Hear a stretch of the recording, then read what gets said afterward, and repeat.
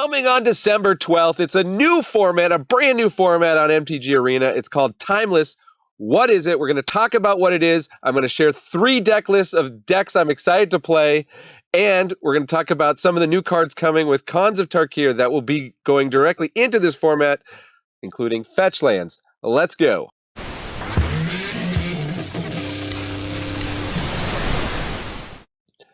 Welcome to the Attic. I'm Manadad. This is the channel where we play what is good in Magic, mostly on Arena. And what's good in Magic is coming up. It's Timeless, December 12th. Let's talk about what the format is. I have some fun deck lists I want to share with you. But first, we'll see. Here's the official Magic explanation. All right, it's a place to play your Lightning Bolt, your Counterspell. Basically, everything is legal. There are 3 cards that are restricted to start with, okay? So you can only play 1 copy of Channel, Demonic Tutor, or Tybalt's Trickery. Which essentially means Tybalt's Trickery, not that good. But Demonic Tutor, you can still throw one of those in your black deck. And Channel, there might still be a use for Channel. I've got an interesting deck that will show you how to make use of one-ofs in this format. So that will be something to look out for. So it's coming on December 12th. It's going to have best of 1 and best of 3 rank queues and a best of 1 play queue. And then don't skip over this part of the article here. I'm going to link the article, I'll link the deck lists, of course, in the description of this video. On December 12th through 14th, the Midweek Magic event is going to be timeless, and you're going to win an additional, you're going to be able to win an additional Khans of Tarkir pack reward. So basically a free pack. So check out some of these deck lists, maybe use them for the Midweek event. Okay, let's take a look at what Khans of Tarkir is adding, because this is essentially the historic card pool. Anything that is a normal paper card that's been alchemized, that's going to be back to the paper version. All right, but the alchemy cards are legal, so it's kind of like historic, but kind of more like the vintage legacy version of it. And what are people excited about that's coming with Khans of Tarkir? Okay, so as I mentioned, December 12th, Khans of Tarkir is getting added. It's a copy-paste of the original paper set from 2012 coming to Arena. Okay, that includes cards that are not going to be legal in Historic, but will be legal in Timeless. Notably the fetch lands, which I'll go through in a second. But first of all, let's look at 2 cards that will be exciting for Explorer, Treasure Cruise here, and Dig Through Time, 2 delve spells. So those are also coming with Khans of Tarkir. So let's look at Khans of Tarkir, and I'm going to show you how to search. I'm on Scryfall right now. It's a website for searching Magic cards. I'll show you how to search and see what's legal in Timeless in just a second. So KTK, type land, Oracle, search. We'll see the fetch lands that are legal. We got Bloodstained Mire, Flooded Strand, Polluted Delta, Windswept Heath, Wooded Foothills. These are not going to be legal in any format other than Timeless. So Timeless is going to be the place to play these, other than, of course, playing KTK Limited. Bloodstained Mire is, if you need a reminder, tap, pay 1 life, sacrifice it. You search your library for a swamp or a mountain. Doesn't have to be basic of those. So you can go get the Tri-Land, go get a Shock Land with the same types as swamp or mountain. Bloodstrand, same thing with Plains or Island, Polluted Delta, Island or Swamp, Windswept Heath, Forest or Plains, Wooded Foothills, Mountain or Forest. So there's going to be some really interesting, incredible mana bases. Obviously, playing not in paper with the search of the cracking all the fetch lands is going to be a much better experience than trying to play your fetch lands in paper. So, okay, one more thing before we get into the deck lists. Let's say you want to start building your own Timeless deck lists. Here on Scryfall, the search would be legal, Timeless. Okay, and that's going to get you all the cards that are legal in Timeless, except right now, as I'm recording this, before December 12th, hopefully on December 12th and after, it's going to add the Khans of Tarkir. But right now, it doesn't have Khans of Tarkir. So you can see if we search legal Timeless, type land, Oracle text, search, right? We're going to get all these lands that search, but none of them are the fetch lands. So that is how you can start to, find cards that are in this card pool. Of course, on Arena, you'll be able to do that starting on December 12th as well to build your decks in Arena. Okay, let's take a look at these deck lists. This took me way more time to put these decks together, so I hope you really appreciate it. Okay, so as I said, you can't build on Arena yet, so just turn the camera off here. Hopefully you can see all the cards. I'm on Mox Field. Links in the description below for each of these decks. It's going to start off with one a lot of people are talking about. Of course, Blood Moon is legal in this format. So what's a fun way to use Blood Moon? Of course, on this channel, we like to do Tribal Tuesdays or Typal Tuesdays. So what about a Goblin deck with Blood Moon using all the most powerful cards that we can think of that are legal in Timeless? We're going to have 4 of the Faithless Looting. 4 of Lightning Bolt is legal in this format. 4 of Ragavan, not a goblin, but you may as well run 4 of Skirk Prospector. So with Skirk Prospector, turn 1, turn 2, potentially we sacrifice the Skirk. We've got a Blood Moon to deal with all these people using their fetch lands and fancy schmancy mana bases.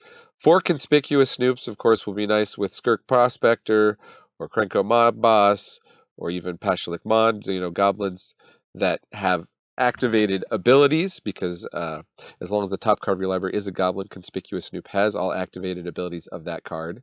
And you could use fetch lands in this deck, right? Because turning them into mountains with Blood Moon, and maybe we should read Blood Moon, non-basic lands are mountains, in case you're not familiar, can really shut down other people's decks. So as long as you have something on top of your library, you can crack the fetch land and get something else on top of your library. So fetch lands are playable in this deck. Running 2 of the Goblin Bombardments here. Basically want to just flood the board with goblins and kill people after we lock them down with the Blood Moon. Kind of your standard goblin deck like you might have seen in Historic. We got Runevelt, 4 of Runevelt, Horde Master. We got 1 Goblin Chieftain, which is going to give our goblins +1/+1 in haste. And the Goblin War Chief, which is going to make our goblins cheaper and have haste. Nice to have with Pashalik Mons, which is going to have our goblins deal a damage to any target when they die, and we can sacrifice goblins to make more goblins. And Krenko Mod Boss, just a one of here, but can start, especially if you got haste, a haste enabler. When this Krenko comes down, it can tap, make a ton of goblins, and then you can just throw them at face with Goblin Bombardment. If people are cracking the fetch lands, they might be taking a damage, 2 damage, 3 damage, bringing their lands in. So we have less, theoretically in this format, maybe less damage that we have to deal. Muxless Goblin Grandee. Running 4 of Cavern of Souls, going to expect a lot of control decks and blue-based decks in the format. So lucky that Cavern of Souls has been added here with Lost Caverns of Ixalan. 15 Mountains and a Sokenzen. This is what I think this format will call a budget deck. There's still tons of rares, but we have some commons like Skirk Prospector, and we actually have a grip of mountains in the mana base sideboard. Some other options here of how to build the deck. Of course, you can bring in stuff like Chandra Awakened Inferno that can't be countered to take out these control decks.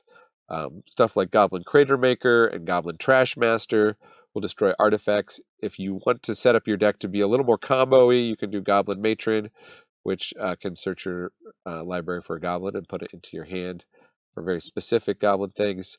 4 of Leyline of the Void. This seems to be a thing that people run in Legacy and Vintage type decks. The sideboard. I don't know. I don't know what kind of graveyard decks will be in the format. If there's not a good graveyard deck in the format, throw these out of the sideboard and put in sideboard cards that you might need, like Pithing Needle or such. And 1 of Torch Courier. I notice a lot of the high-power goblin decks, even in the Vintage and Legacy level, do run Torch Courier. Very interesting, but again, it's an activated ability. Sacrifice Torch Courier. Another target creature gains haste until end of turn. So you can, if you have the Conspicuous Snoop, you can use that ability with it. So that is the Goblin deck, and I don't know if there's any other stats you want to find out here. It's very low curve, 100% red mana symbols. If you go here, you want to play test and pretend you're playing goblins, then you can do that. So hope that you like that goblin deck. Let's move on to deck numero dos. Okay, what are some of the other stupid things you can do in this format? Of course, you can play Field of the Dead, you can play Oko, you can play Uro, you can play 3-mana Teferi, non-nerf Teferi. So, why not put them all in one deck? That's what we're doing here. We've got 4 of Oko, Thief of Crowns. We've got some Teferi Time Ravelers, 1 Golos just for fun, 4 of Primeval Titan, 4 of Uro, Titan of Nature's Wrath. Basically, we're just trying to ramp as fast as we can, explore, growth spiral, even escape to the wilds once we get up there. A couple Nexus of Fates to just keep taking turns over and over again. Primeval Titan, once we get a Primeval Titan down, this is going to enter the battlefield, or when it attacks, we search the library for up to 2 land cards. And that could be any land card.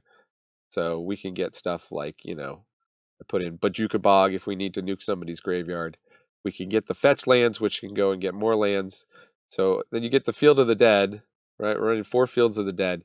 You get a couple of those, and you just start dropping lands, and you're making a bajillion zombies. And you either win the game through that, or win the game through Uro value, or just lock people out with Teferi or Oko. It's just kind of ridiculously high-powered. The mana base is super fun. We've got a world tree here to have perfect mana. We've got a bunch of the tri-lands to get with the fetch lands. We've got a blast zone to deal with small creature decks. And in the sideboard, I got, again, the quad Leyline of the Void here.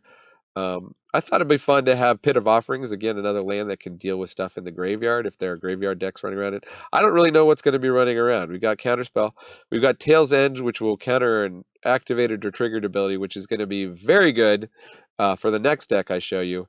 And then Weather the Storm, which is, if I guess we're up against Burn with this deck. You get those in the main deck, do a lot of exploring, growth spiraling, and weathering of the storm in one turn, and just get out of reach of burn very quickly. So that is the deck I'm calling Timeless Oko Field. And let's take a look at deck number 3. Okay, so if you're interested in running combo in this format, there should be a lot of good combo decks, and they should be quite high powered because, of course, you can run one of the Demonic Tutor. Sorry, my children are talking, distracted me. So restricted to 1 of, but because we're running Tainted Pact in this deck, and the idea, of course, if you're not familiar with the combo, you land Thassa's Oracle, which has a lot of text, but in the end, you win the game if your library doesn't have very many cards in it when you play Thassa's Oracle. You can play Thassa's Oracle and then instant speed play a card called Tainted Pact, which is legal in this format. And what that lets you do is you exile the top card of your library, and you can keep exiling as long as you don't exile 2 cards of the same name. So we're going to have 2 of Thassa's Oracle, 2 of Tainted Pact. There's really no chance as long as we've got the 1, there's no chance to hit another. So we're going to use tutors to find the pieces that we need, and then we're just running like all the good cards in the Grixis colors. And we get a Luris as a companion. Can help us bring back a Thassa's Oracle in the rare case. But, we got a Ragavan. I'm trying out Picklock Pranksters in this shell here because it's got the instant mill 4 cards. And it's also a 2-mana creature. We've got Fae of Wishes, which can let us grab stuff from our sideboard, which is going to include extra copies of Thassa's Oracle, Tainted Pact, and lots of other just useful cards. Also, Mastermind's Acquisition will let us grab from the sideboard. And let's see, what else can I point out about this deck? So that's the combo. We're going to have Jace as a backup for Thassa's Oracle. This is if you would draw a card while the library has no cards in it, you win the game instead. Little bit pricey. Maybe one of the first things to look at cutting once this deck can be tested out in the format. We do have Narset, which has the nice ability of keeping opponents from drawing more than 1 card each, which they probably will. We're featuring, of course, the new card from KTK, Dig Through Time, which is the Delve card. And we do have stuff like Picklock Pranksters. It's going to put cards in our graveyard. We can do Brainstorm, so we can brainstorm and then crack our Polluted Delta to change the cards on the top of our deck. Stuff like Saloon Division and Valakut Awakening to help go through our hand. We got Pact of Negation to protect our combo. Memory Lapse will help protect the combo. Lots of really cheap removal. Fatal Push, of course, is going to be a really popular removal spell in this format, as is Lightning Bolt. And we can even run Dark Ritual. You can run 4 of Dark Ritual. It's not even restricted, at least yet, in this format. So I'm expecting a lot of busted Dark Ritual-based black decks to come around. Stuff like Wishclaw Talisman, because we're going to grab our combo piece and then combo off. We don't mind doing that, although it does cost an extra mana that turn. And Underworld Breach, another commonly banned card in lots of formats. Again, really good for us. We can play stuff from our graveyard. I didn't put it in here, but you could even do Snapcaster Mage in this deck. Mana base was really complicated to figure out, but we're running 23 lands, or 25 including MBFC, and it's a bunch of different Grixis lands. I'm sure it could be further optimized. This one was really hard to do without an easy way to kind of sift through all the cards. Even using the techniques I showed you earlier in the video of how to put together a deck in Timeless, this still took me a lot of time and a lot of looking at other people's deck lists and things. So definitely curious to play this one. Hope if you find this kind of stuff worthy, that you'll consider subscribing. We are at 645 subscribers right now. So put my happy smiling face back up here.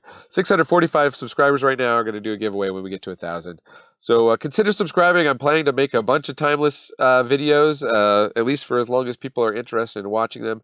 So leave deck ideas in the comments. Ideas for how to refine these decks in the comments. I'll probably, after I play these decks, I'll refine them at the same links. So if you follow the links in the description, you should get the most up-to-date version of these decks, at least that I've put together. And of course, people will be brewing up a storm with this new format. So thanks for joining me here in the attic. I've been Mana Dad, reminding you that Magic is a game so fun, even dads can enjoy it. Adios.